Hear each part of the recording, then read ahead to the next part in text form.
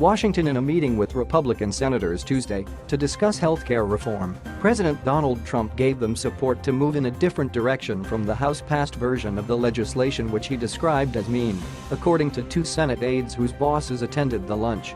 He talked about making sure we have a bill that protects people with pre-existing conditions and helps people.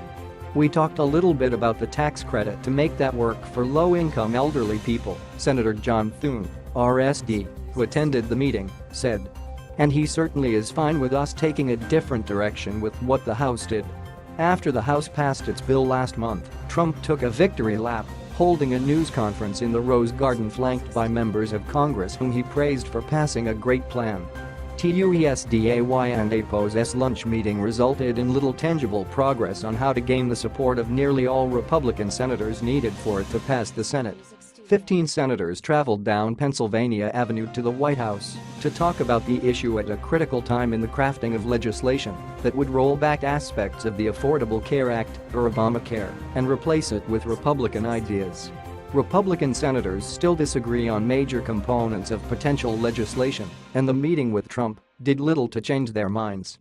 Instead, they expressed their concerns to a president who encouraged them to work out their differences, multiple senators who attended the meeting said. I think we have the same dynamic in the caucus that we've had for a long time, people who are in different places on how we fix Medicaid and other issues, Thune told reporters after returning to the Capitol from the White House. Senator Rob Portman, R. Ohio, who is protective of the Medicaid program that expanded under Obamacare in Ohio, said that the meeting did not bring senators closer to an agreement on a final bill. No, that wasn't the purpose of it, Portman said. At the beginning of the lunch, which was open to the press for a few minutes, Trump said that the Senate is coming up with a phenomenal bill.